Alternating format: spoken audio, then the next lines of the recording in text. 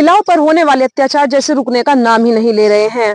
अभी दिल्ली के छतरपुर में हुए श्रद्धा के कांड को हम लोग भूले भी नहीं थे कि हमारे सामने महालक्ष्मी का कांड आ गया। श्रद्धा के 32 टुकड़े कर दिए गए थे, उसी तरीके से महालक्ष्मी के 59 यानी कि 59 टुकड़े करके उनको फ्रीज में लगा दिया गया, जिसकी लाश लगभग 18 से 20 दिन के बाद पुलिस को मिली है। महालक्ष्मी 5 महीने पहले ही इस मकान में किराए पर रहने के लिए आई थी। अचानक से वह 2 सितंबर को गायब हो जाती है और उसके बाद सीधा 21 सितंबर को उसकी लाश मिलती है, वो भी 59 टुकड़ों में। की बात तो यह है कि महालक्ष्मी का परिवार भी इसी शहर में रहता है और महालक्ष्मी जॉब भी कर दी थी, उसके बावजूद भी ना तो उसके परिवार से ही और ना ही उसके ऑफिस की साइड से कोई भी महालक्ष्मी का हाल चाल पूछने के लिए नहीं आया कि वह 2 सितंबर और 21 सितंबर के अपनी माँ के घर या माँ को क्यों नहीं मिली या बहन को क्यों नहीं मिली या फिर वह ऑफिस में काम करने के लिए क्यों नहीं आई। किसी ने उसके बारे में नहीं पूछा। यह और क्या है, शहर की व्यस्तम जिंदगी का परिणाम ही तो है। लोग अब अकेले जीते हैं, कोई किसी का साथ नहीं देने वाला है, ना ही कोई किसी की खैर खबर लेने वाला है।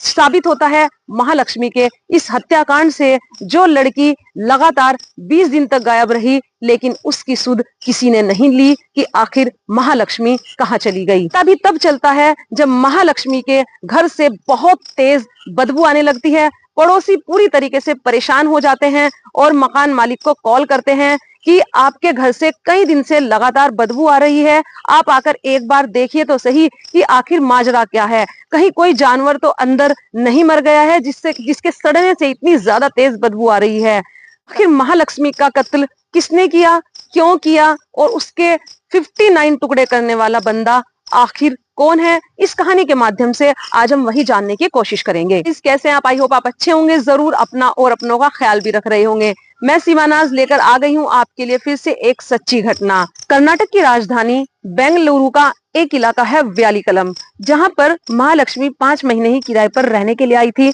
और पड़ोसी मकान मालिक को कॉल करके बुलाते हैं, शिकायत करते हैं कि आपके मकान से बदबू आ रही है, जरा आप एक बार आकर देख लीजिए। जब मकान मालिक वहां पर पहुंचते हैं तो वाकई में बहुत तेज बदबू आ रही थी। तो मकान मालिक उस घर में रहने वाली महालक्ष्मी को कॉल मिलाते हैं। उसका फोन तो नहीं मिल तो मकान मालिक जो है सीधा घर जाता है और जो महालक्ष्मी से उसने एग्रीमेंट के कागज साइन कराए थे उस पर उसका एक अल्टरनेट नंबर भी मौजूद था। उस नंबर पर कॉल की जाती है तो कॉल उठाती है मीना राणा यानी कि महालक्ष्मी की माँ। और जब उनसे पूछा जाता है कि आपकी बेटी कहाँ है, उसके मकान से लगातार बदबू आ रही है और लगभग 20-22 दिनों से उसे किसी ने यहाँ पर नहीं देखा है, तो आप बता दीजिए या फिर आकर मकान खोल दीजिए। एक चाबी इत्तेफाक से मीना राणा यानी कि महालक्ष्मी की माँ के पास भी थी। वो अपनी बेटी के साथ वहां आती है और जब दरवाजे को खोला जाता है तो जैसे अंदर एक बहुत खतरनाक गैस थी जिसका बदबू का भनकारा इतनी तेज होता है कि अंदर जाने वाला भी तुरंत उल्टे पैर बाहर लौट आता है। लेकिन माँ तो माँ होती है, बहन तो बहन होती है, वो दोनों अंदर ही रुक जाती है और जब वहां का नजारा देखती है तो उनकी चीखें निकल जाती हैं। बाद पुलिस को कॉल किया जाता है और जब पुलिस को वहां के घर की हालत बताई जाती है तो पुलिस भी अपनी पूरी तैयारी के साथ आती है। फोरेंसिक टीम हो चाहे डॉग स्क्वाड हो, हर कोई पुलिस के साथ आता है। का सवाल था कि आखिर महालक्ष्मी का मर्डर किसने किया, क्यों किया और किस वजह से किया। इसी वजह से उसके घर की तलाशी ली जाती है। पुलिस को महालक्ष्मी का फोन उसके बेड पर ही मिल जाता है और जब फोन को ऑन करके देखा जाता है तो उसमें जो लास्ट कॉल थी वो 2 सितंबर की थी। उसके बाद उसका फोन स्विच ऑफ हो गया था। उसके बाद उसमें किसी भी कॉल का कोई रिकॉर्ड मौजूद नहीं था। बेटी की चीखें निकल जाती है और जब घर में देखते हैं फैला हुआ खून, चारों तरफ रेंगते हुए कीड़े, मांस के छोटे छोटे हिस्से, वहीं पर पास ही में एक फ्रिज भी रखा हुआ था जो थोड़ा सा खुला हुआ था और जब उसको पुलिस पूरा खोलती है तो सबके रोंगटे खड़े हो जाते हैं। माँ बेटी दोनों वहीं पर बेहोश हो जाती है।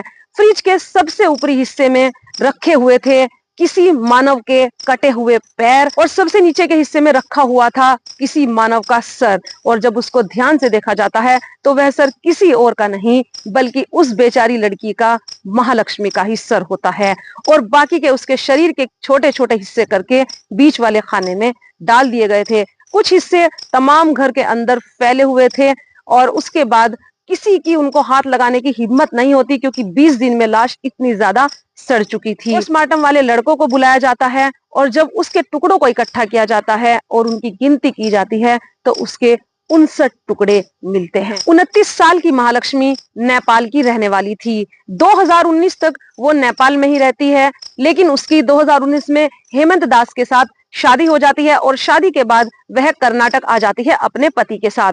वहां पर उनकी एक बेटी भी होती है और उसी के साथ साथ महालक्ष्मी को एक मॉल के शॉपिंग पैलेस में, यानी कि एक ब्यूटी पैलेस की शॉप पर एक नौकरी भी मिल जाती है। सब कुछ अच्छा चल रहा था, लेकिन अचानक से 2023 में हेमंत दास को पता चलता है कि उसकी पत्नी यानी कि महालक्ष्मी का किसी नाई की दुकान पर काम करने वाले लड़के अशरफ से कोई मेलजोल है, यानी कि उसका अफेयर उसके साथ चल रहा है। घर में झगड़े होने लगते हैं, लगातार बहस होने लगती है, आए दिन मारपीट होने लगती है। इसी एवज में महालक्ष्मी हेमंत दास से तलाक ले लेती है और अपनी बेटी को भी अपने पास नहीं रखती। वो बेटी अपने पिता हेमंत दास के साथ ही रहने लगती है। महालक्ष्मी के पति हेमंत दास से भी पूछताछ की जाती है कि आखिर माजरा क्या है, कहीं उसने तो गुस्से में अपनी पत्नी की हत्या नहीं कर दी। लेकिन हेमंत दास से पूछताछ में उस तरह का कोई सुराग हाथ नहीं लगता है। पुलिस को लग जाता है कि इसका कोई हाथ नहीं है। उसके बाद लेकिन पूछताछ में हेमंत दास के मुंह से अशरफ का नाम निकलता है और जब अशरफ को भी ट्रैक किया जाता है तो वह वही नॉर्मल अपनी नाई की दुकान पर काम करते हुए मिल जाता है। उससे भी जब गहराई से पूछताछ की जाती है, पहले तो पुलिस को लगता है कि शायद यही मर्डरर होगा, बट जब उससे पूछा जाता है तो पूछताछ में उससे भी कोई खास हाथ नहीं लगता है। इसी दौरान पुलिस को एक बड़ा सबूत हाथ लगता है, किसी तीसरे व्यक्ति का इन्वॉल्वमेंट। और वो तीसरा व्यक्ति जो कि पुलिस को पता चलता है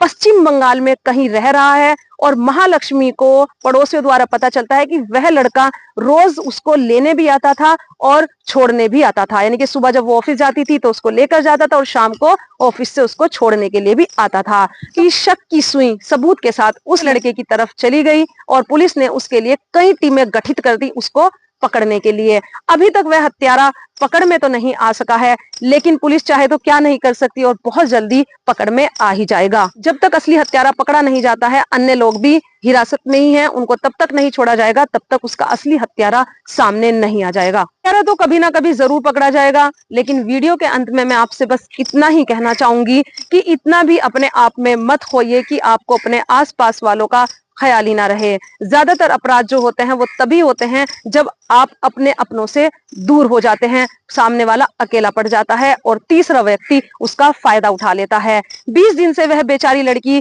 गायब थी, उसकी माँ उसकी बहन भी उसी शहर में रहते हैं, ना तो उन्होंने ही उसकी कोई सुध ली 20 दिन के दौरान और ना ही उसके ऑफिस वालों ने कोई सुध ली कि आखिर जॉब करने वाली लड़की 20 दिन से है कहाँ। कि वीडियो को दिखाकर मेरा उद्देश्य कोई आपका दिल दुखाना नहीं है, बल्कि आप लोगों को जागरूक करना है कि किस तरीके से हम आने वाले वक्त से लड़ सकते हैं। तो आज के लिए बस इतना ही, फिर से लेकर आऊंगी मैं आपके लिए कोई सच्ची घटना आपको जागरूक करने वाली। तब तक के लिए मुझे दीजिए इजाजत। मैं सीमा नाज फिर से लेकर आऊंगी आपके लिए कोई सच्ची घटना जो आपको जागरूक करने वाली होगी। तो तब तक के लिए नमस्कार, आदाब, सत श्री अकाल।